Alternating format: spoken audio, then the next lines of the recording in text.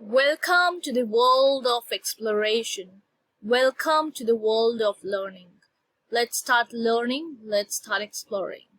Alright, so today what we are going to deal with is history of English literature. Clear? So we are going to deal today with a very important and crucial topic which is pivotal and which is quintessential from the exam point of view. So history of English literature is what we are going to cover today. It's a very long topic, so it will require several sessions also.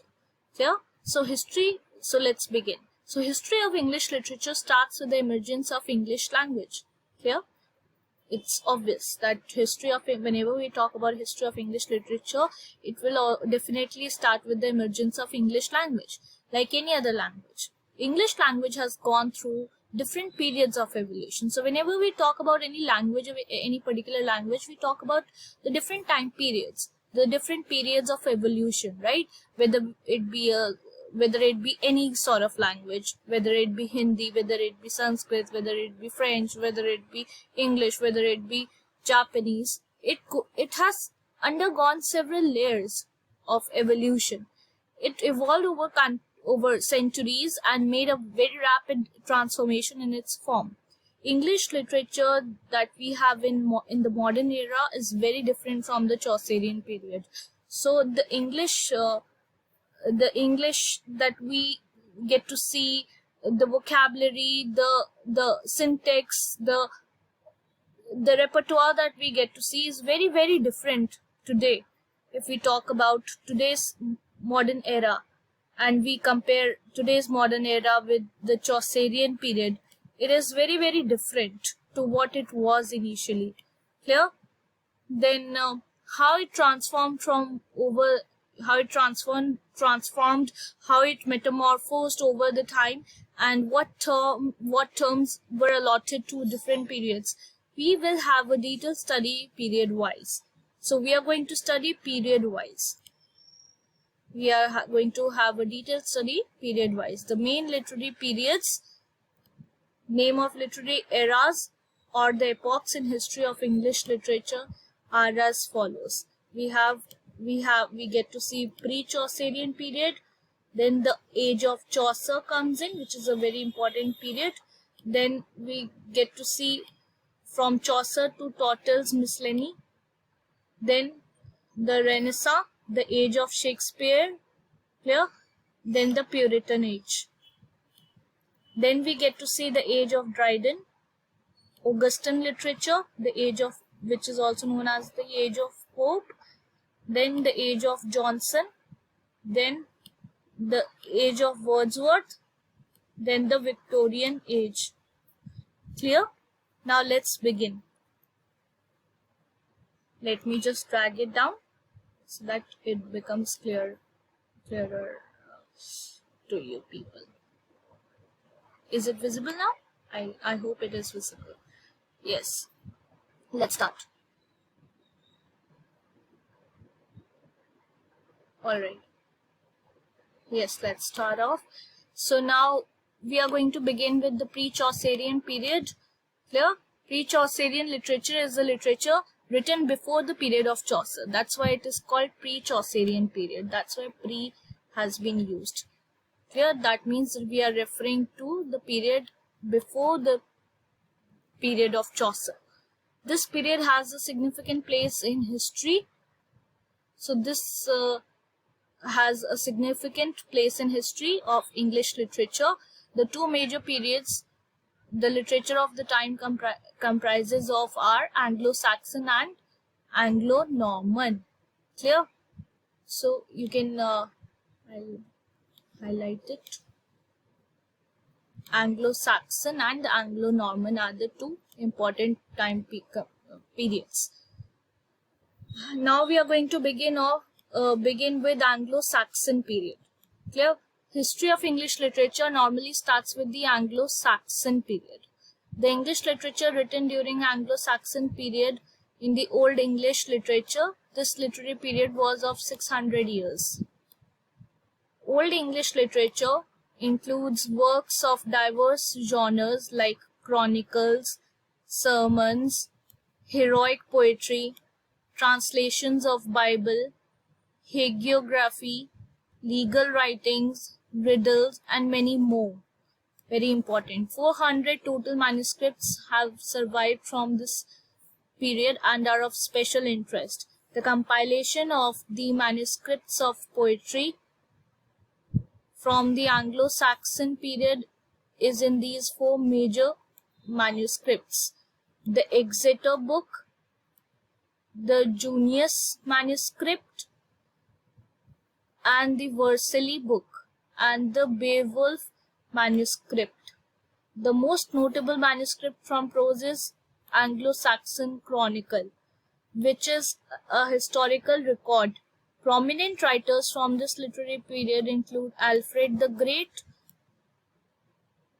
Aldhelm Alcuin, Elfric Bata, Elfric of Canterbury, Bede, Cynewulf, Caedmon, and Wulfstan, and others. In addition, Heiberg, who was a female writer and a nun, is the first English woman known to compose a complete literary writing. Clear?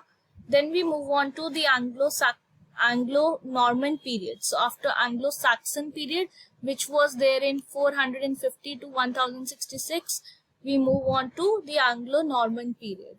Clear? We move on to the Anglo-Norman or normal period. Let me just underline it, highlight it. So we move on to Anglo-Norman period, which was from 1066 to 1340. You can remember 1, 3, after 3, 4 comes, so 1340. So before Chaucerian period, we had Anglo-Saxon and Anglo-Norman period. Anglo-Norman literature is the literature written at the time of Anglo-Norman period. Obviously, when we are talking about the Anglo-Norman literature, we are talking about the literature which was written in the or at the time of Anglo-Norman period. Clear? It is in the Anglo-Norman period the language took from this language took form during the time of 1066 to 1204, when the England and Duchy of Normandy came together to make the Anglo-Norman Empire. Clear? The literature of this time was rich in writing, the legends and their lives of the saints.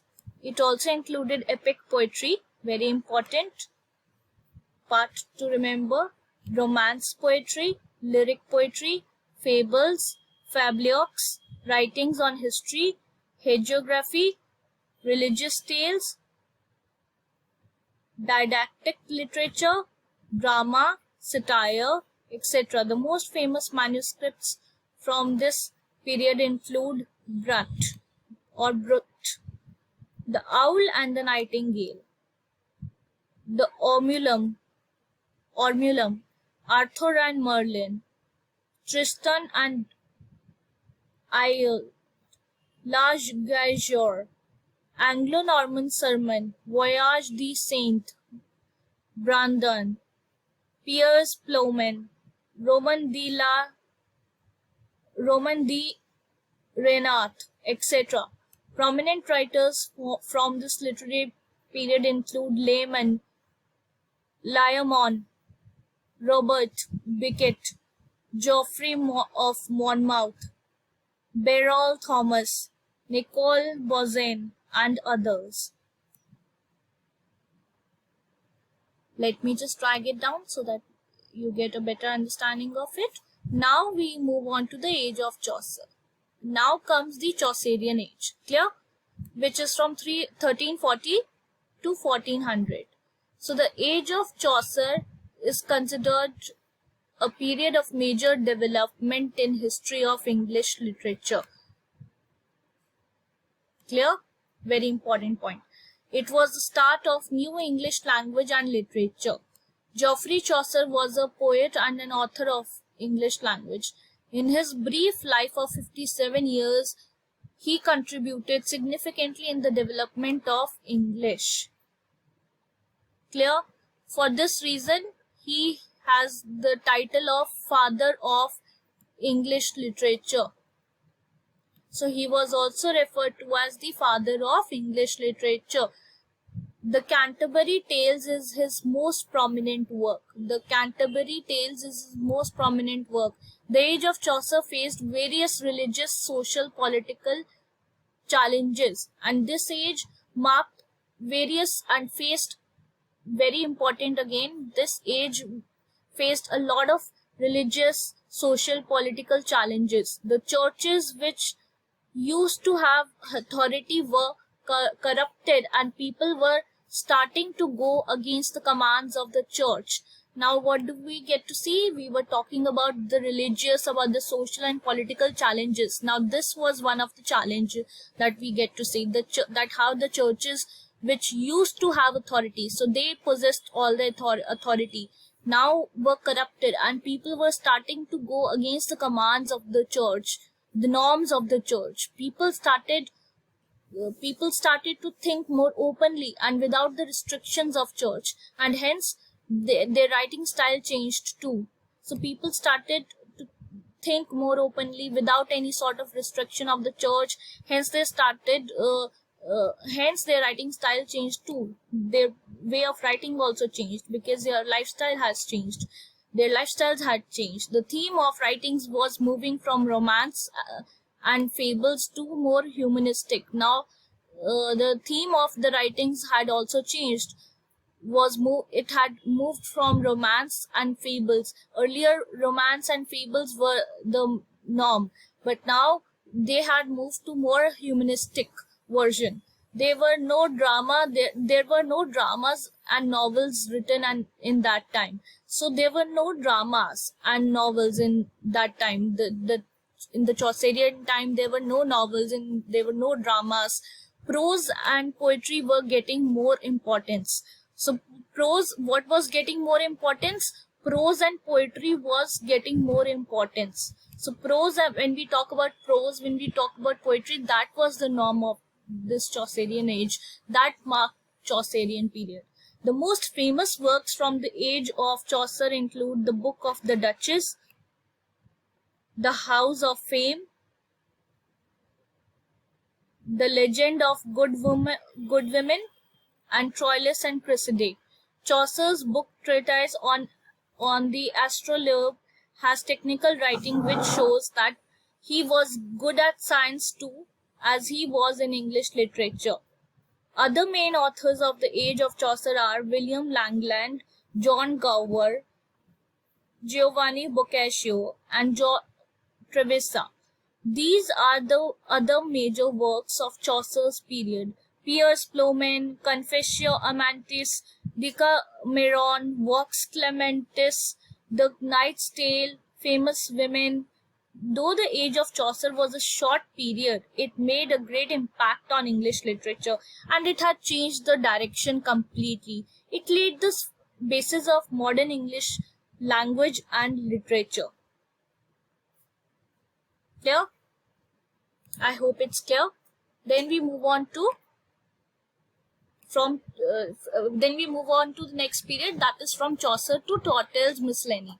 After the death of Chaucer, now we are talking about a period when Chaucer is not there. So after the death of the Chaucer, the conditions in England became very unfavorable. Now, how were the conditions in England? We are talking about that it became very unfavorable. The conditions became unfavorable in England. There were political conflicts and war. As we have mentioned before, that we were talking about the social political arena. Now political conflicts had started arising, right? Thus the 15th century does not have much literary productiveness. Thus whenever we talk about 15th century, we get to see that how it did not have much literary productiveness. That means not much of literature was produced at that particular time. Some poets who tried to imitate Chaucer's style produced some manuscripts, but because those were imitative, they did not hold much permanent value.